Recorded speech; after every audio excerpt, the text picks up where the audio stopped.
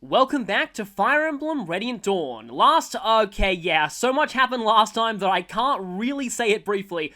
But to sum up, the Dark God awakened from the medallion, but it turns out she's not really a Dark God, she's just a goddess of chaos, and her sort of sister, sort of other half, the goddess of order, Asherah, has also woken up and decided mankind has been having too much war, so she's going to destroy everyone.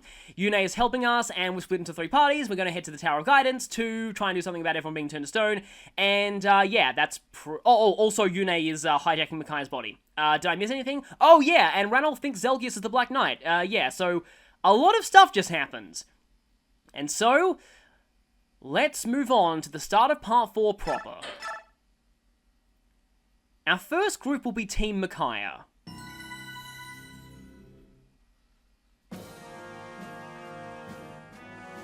Asherah, the goddess of order, has awakened.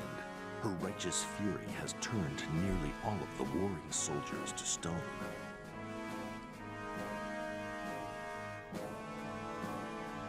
Yune, the goddess of chaos, has also awakened. Freed from Liran's medallion, she counsels Ike and his companions to split into 3 groups and make for the Tower of Guidance. Micaiah is joined by her constant companion, Soth. General Scrimir also accompanies her, along with Nasala and Princess Leanne. Apostle Sanaki rounds out the group, traveling with her chief bodyguard, Sigrun, and others. Micaiah's company decides on a southern route and sets out for Benyan. Save for the sounds of the local wildlife, their path is eerily silent and empty. It's as though they have stepped into a vast and desolate monument to the war. Interesting that the wildlife didn't get turned to stone. By the way, now you know where the name of that Tempest Trial comes from. I'm glad that Tempest Trial didn't really spoil that much. But, oh no. Oh no. This guy is still up and about. And if you thought Lekane was crazy before, he's about to get even worse.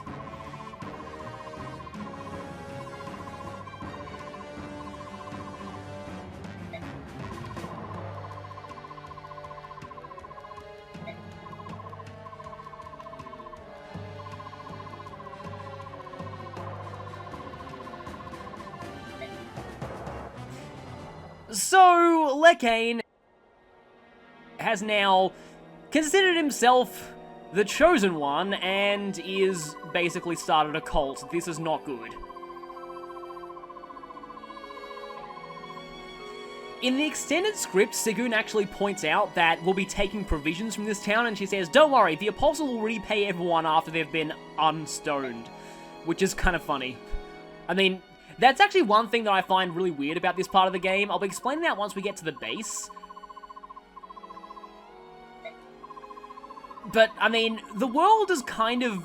It's basically the apocalypse. Why can't you just take the food from shops and things like that?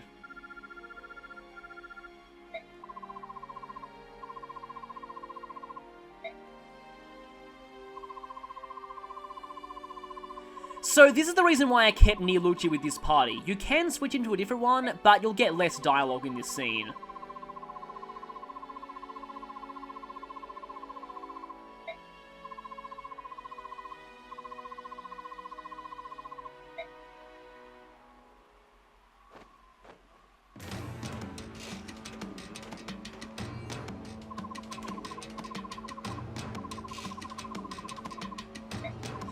Yeah, he knows.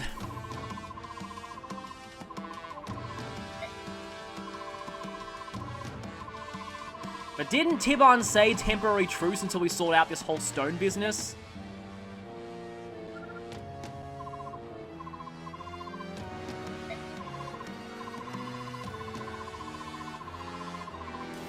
That's a good point.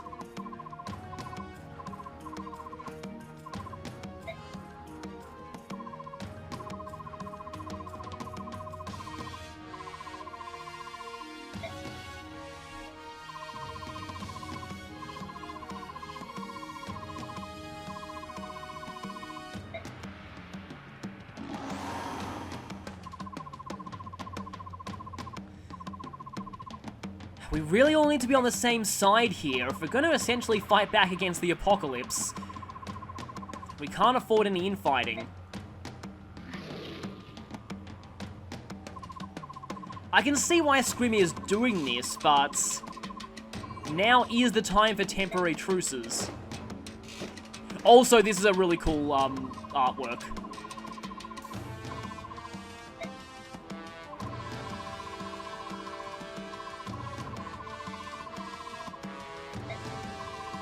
Yeah, he did kind of promise that Tibar would get to kill him. And Tibar not finding an outlet for his anger would be bad for us all.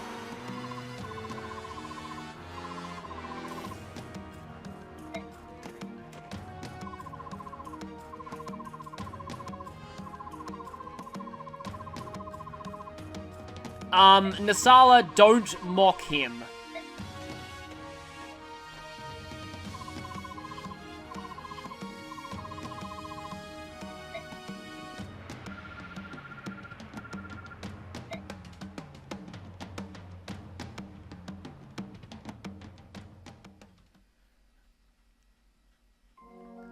So back to the base, and like I said, we're going to be having this song for the rest of it. This song is called Comfort's Call, I believe, which is kind of a weird name for, well, yeah, we're definitely not in a time of comfort right now. That funny thing that I was actually talking about, though, is that why are the merchants still charging you money for things? Seriously, everyone has been turned to stone. There's no economy anymore. The world is about to be destroyed. Why are you charging us money for items? Ugh. I know it's just, you know, gameplay and story segregation, but it still really bothers me. Anyway, every one of the parties has a different merchant, so Mustin is going to be running all the shops for Team Micaiah. Bargains still exist, but they're pretty lame this chapter. I might need these magic cards later. In fact, no, I probably won't really need them until the very end. Anyway, though, we can buy more staves. The armory is selling some very good weapons. But at this point, you need to be very careful of your gold supply, because every party shares gold now, like I said in the previous parts.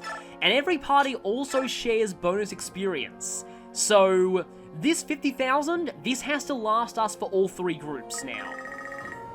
So I could level up Soth to 20 if I really wanted to, because yeah, I should mention, Soth is getting his plot-based promotion at the end of this chapter. But I'm not really going to be using Soth very much in endgame, so I might as well not do that here. Actually, I should mention something. We have some new characters on this base. And we don't need that Olivia grass. Oh yeah, and by the way, the amazing antimatter convoy. I still like to think that Yune did this. So we have access to everything that every other team put in the convoy. So there should be some knives in here. Well, not very good knives, but knives nonetheless. So, we have Scrimir now. We've seen him a lot as an NPC, but they took their sweet time making Scrimir playable. Now that he's pretty good actually. At least for the first half of Part 4. Scrimir is the first lion we get, and he's the only technically generic lion in the game. Despite being the next in line for the throne, he's not considered a Laguz Royal, so doesn't have form shift. And he has a heavy reliance on transformation items because of this. But his stats while transformed are pretty high all round, having great strength and defense, and fairly decent speed for someone so bulky. As you can probably see, the caps on lions are absolutely insane, so if he's leveled up with bonus experience, he can end up incredibly powerful. The main problem is he's not all that useful in endgame, because by the time we get there, we'll have a much stronger lion with form shift, who also joins with another lion who is almost as good as he is. So Scrimir is pretty outclassed there. But in the chapters leading up to endgame, he's pretty good. Especially since Team Micaiah will eventually encounter a desert chapter, and he's not impeded by the desert very much. Scrimir starts with both the Provoke and Resolve skills. Provoke can actually be a bad thing because he has no means of counterattacking two ranged enemies. and he'll lure them in droves with this skill. Now you might think that with his defense this high, Skrymir has no need for resolve, but it's actually pretty easy to get him into resolve range, especially when he's untransformed. And he goes from not doubling a lot to doubling almost everything with the 1.5 times multiplier to speed, and with his strength this high, that's a very good thing. Overall, Skrymir is a very solid Laguz character to use, at least until endgame when he gets completely outclassed, unfortunately. And we're going to be gaining 2 new characters when we deploy for the chapter. But for now, I can just show his bio. So let's go to info. We've actually got quite a few info conversations here. One of which is going to give us something very important.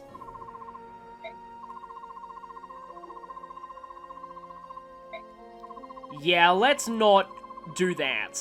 No infighting.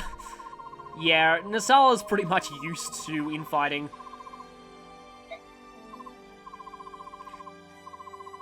Sanaki actually knows something about what Nasala did.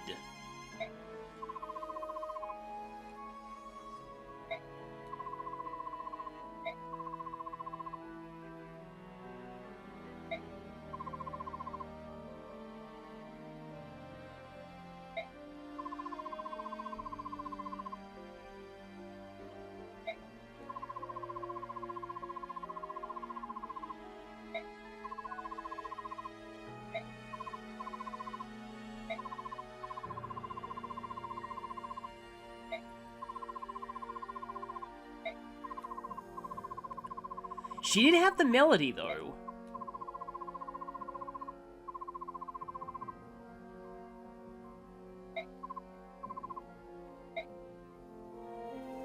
So, this is... Part 4 is also basically Sanaki Angst's The Parts.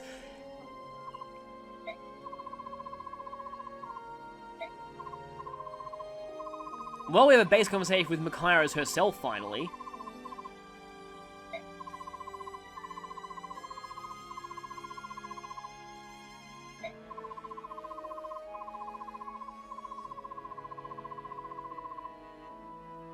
And everyone has turned to stone.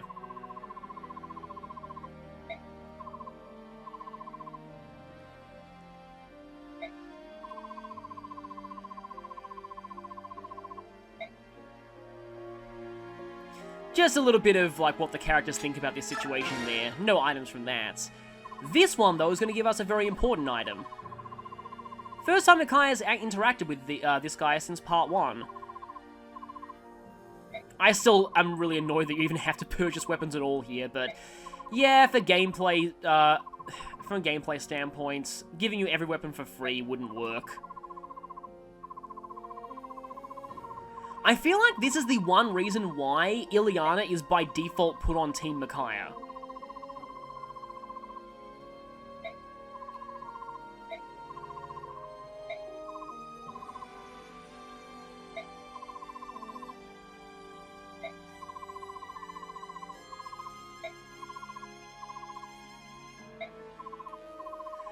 He's letting us have one thing for free, but not everything. It just doesn't make any sense to me. Yeah, see, exactly this. Why can't you just give us everything for free? This might be one of the biggest instances where gameplay and story integration just really bugs me. Because logically speaking, we shouldn't have to pay for anything in Part 4. So with this, we get Rex Bolt, the SS rank Thunder Tome. It's an SS rank weapon, but it's Thunder, so that kind of balances out. Now, if I'm remembering correctly, this is another Satori sign.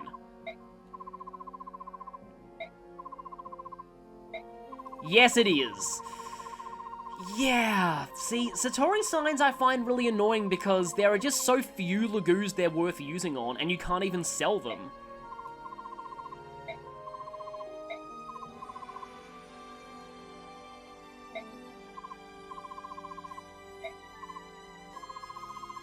These conversations are actually kind of interesting, because they get callbacks for all of the other parties in this part. Is Skrymir above level 30? Let me just check. No, he's level 25. So, no roar for him yet. As for supports, let's see. Okay, Leanne and Nielucci. I actually want to be working on another support for Leanne at this point, but don't actually have access to it yet. Now, Jill can support no one that I really want her to support. Might as well strengthen their bond. Actually, that's not a bad support. In fact, Earth and Water, two of the best affinities in the game together. That's actually not bad. I might want to keep that for a little bit. I mean, I really shouldn't be... I guess I can level up Soph a tiny bit. Maybe just once. Just so it doesn't look that pathetic after promotion, and that I believe is, yep, that's cap strength, which is really sad. And his third tier strength cap is 28, so it's not that much higher. I mean, I could get him to 10, but I'd rather save this bonus experience. Like I said, it needs to work for all of my parties.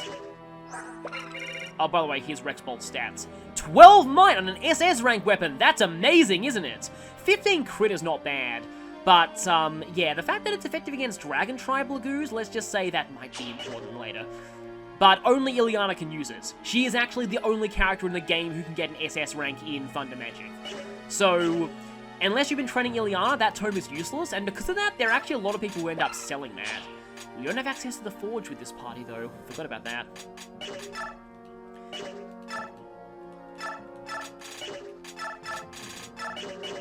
Okay, let's just check what we've got in terms of weapons.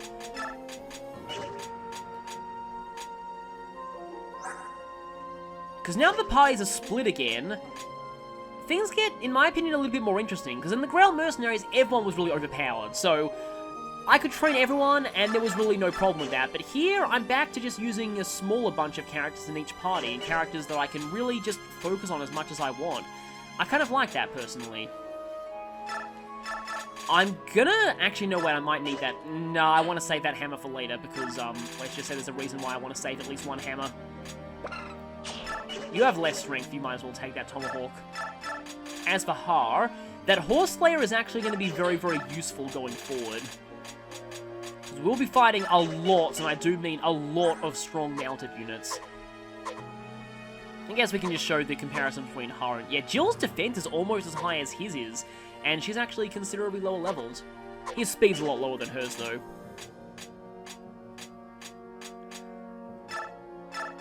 Now, in terms of other stuff, let's see, let's deposit that, and I might as well take a...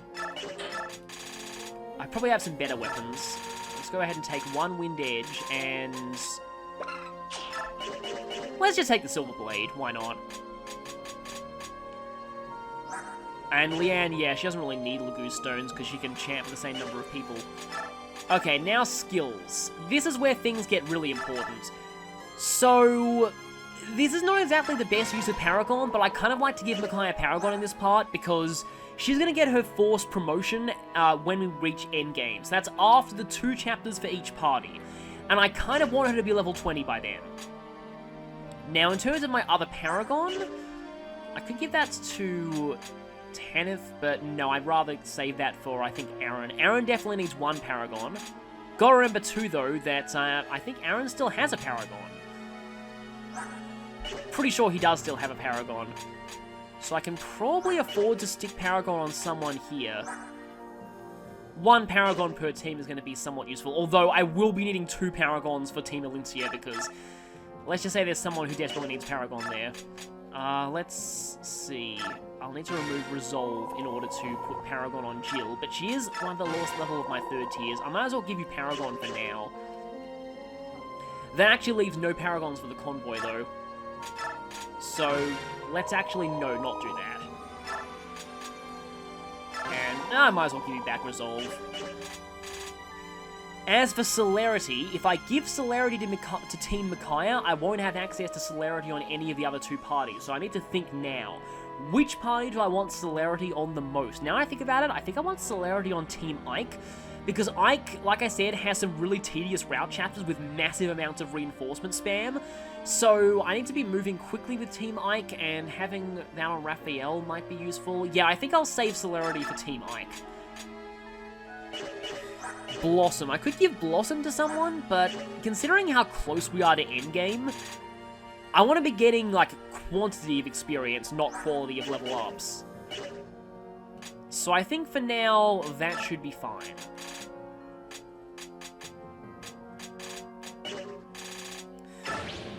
So let's move out. They said Ashura will be doing everything in her power to stop us, but what are we going to be fighting in this part? Well, we already got a sneak preview when it began.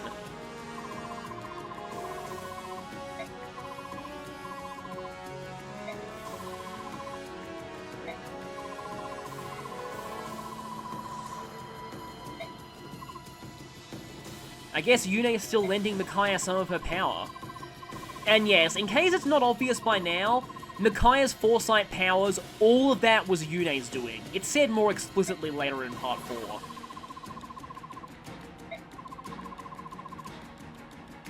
And yes, it's not actually Micaiah's gift.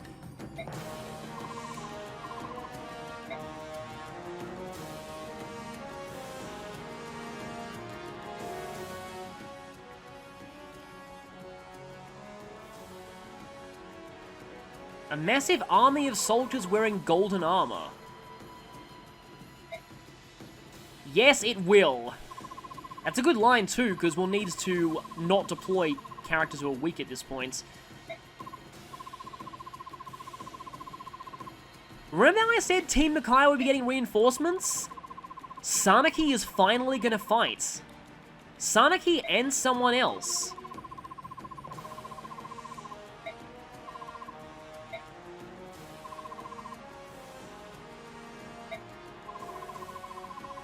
Yes, Nasal will be joining the fight too. Now is not the time to be debating jobs.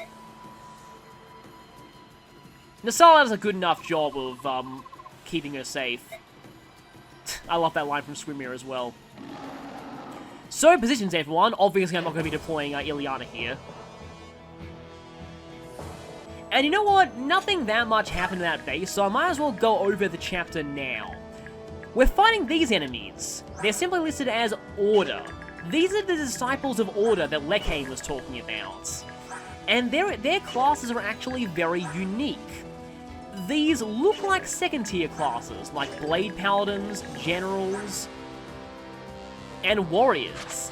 However, the Warriors have critical +5. Warriors don't normally have that skill. But third-tier warriors, or reavers, which is the name of that third-tier class, do. Halberdiers, likewise, have critical +10 instead of critical +5. Also, they all have 60 capacity. That's more than second tiers. So these enemies are what I like to call tier 2.5 enemies. They have the names of tier 2 classes, but they have the critical skills and the capacity of third tiers. They just lack the enemy instantly dies skills. Their caps are also higher than normal second tiers, but slightly lower than normal third tiers. So I like to call them tier 2.5s, like I said. We'll be fighting tier 2.5 enemies for the vast majority of part 4, and I think the reason why they did this is there's no way that they'd have you facing enemies with enemy instantly dies skills on everything, because that would just be too cheap. Also, we have the boss here. This is Yuma. Ironically, for a disciple of Order who is fanatically devoted to Ashura, he has Dark Affinity. But yeah, this guy really shows how high the stats can get on the tier 2.5 enemies, though admittedly he could probably reach stats this high in second tier anyway. So this is a route chapter, and we will be getting reinforcements too. The reinforcements here are a little unique. Also, yeah, Screamer is forced for this chapter. He's not kidding when he said he was going to handle most of the fighting. But he still is at the mercy of a transform gauge. I showed Screamer's bio earlier, but he is not actually a royal, so he doesn't get form shift. Who is a royal though, is this guy. Nasala is finally with us. And he's just as powerful as you'd expect from a Laguz royal. Betrayal Incarnate is finally on our side for real, hopefully? I really hope it finally sticks this time, but anyway, Nasala is playable now. Every team in Part 4 has its own Laguz Royal. Nasala is the Royal for Team Micaiah. Like all royals, he can transform and untransform at will, meaning he's not subject to the normal weaknesses of Legoos, and has a more powerful, great version of his Legoos weapon. He also starts with his enemy instantly dies skill, even though he shouldn't be able to learn that for another 3 levels. Stat-wise, Nasala is all about speed. He is, I believe, the first Fire Emblem character since Ced who can potentially reach 50 speed, giving him an incredibly high dodge rate and meaning that he doubles almost everything. This insanely high speed is going to be a major help later in the game, where we will be facing some bosses who are quite hard to double. We're talking in the vicinity of 40 speed. Nasala doesn't hit as hard as most Legoos royals, and he's the only one whose strike rank starts at S and not SS, which is a major downside. Once his strike rank is raised to SS though, he can actually compete with some of the other royals, especially Tiban. Speaking of which, I won't go into this here, but Tiban is the main character who gives Nasala competition, as they're both royal birds and thus fulfill a fairly similar role, but Tiban hits a lot harder at the cost of being only slightly less fast. However, the two don't directly compete until endgame, so Nasala is still incredibly useful now. Nasala also still has Vantage, and he doesn't really suffer as much from the Vantage nerf because his speed is insane, but his Vortex skill has become Maelstrom. This is both a good and a bad thing.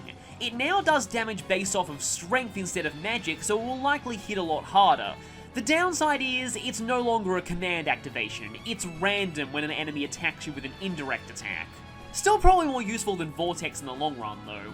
Overall, I find Nasala one of the least broken Legoos royals in this game, which, ironically, makes using him more enjoyable to me, as I don't feel as bad about it as I do about using the others.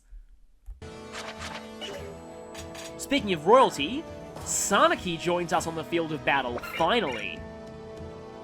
She has a unique class, Empress, and it comes with the Flare skill.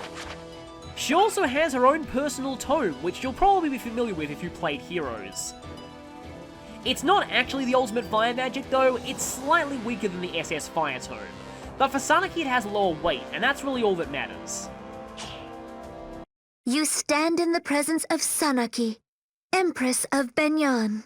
We've waited 1 3/4 games, but Sanaki is finally playable. Was she worth the wait? Sort of. Sanaki's overall stat build can be described as an anima magic using Micaiah, which is already not a good sign. She has very high magic, luck, and resistance, but not so much in the way of speed.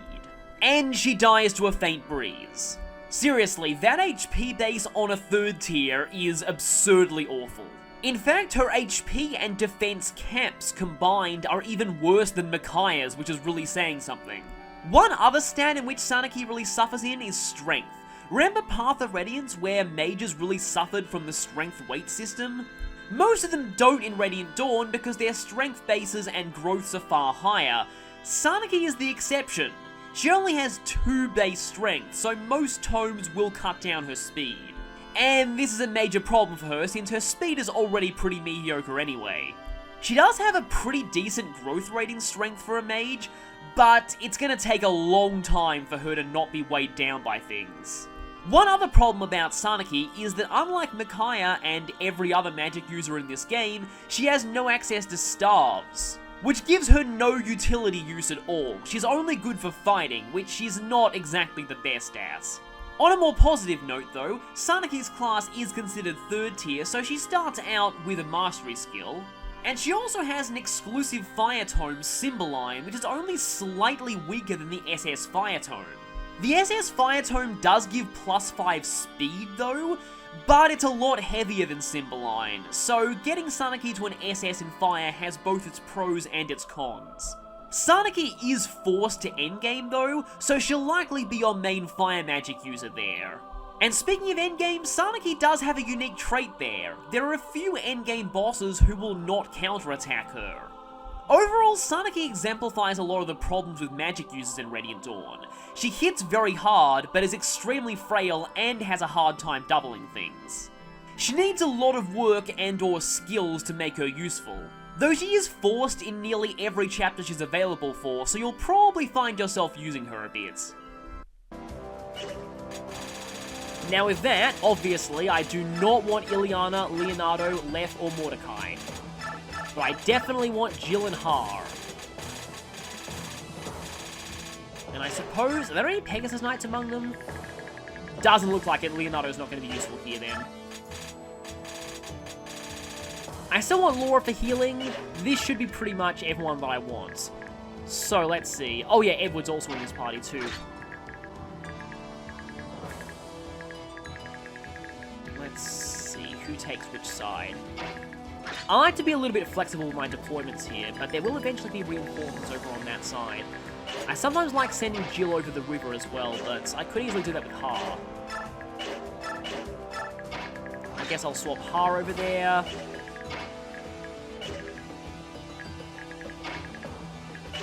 Tenev can go here, even though we already have an extremely strong flyer on our side.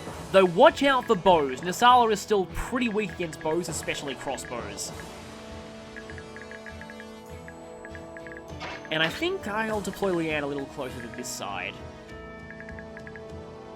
Oh, Marsha's here. Well, she's still useful for rescuing. I might as well keep her around. That should be everything that we need to do. So, let's save and prepare to fight.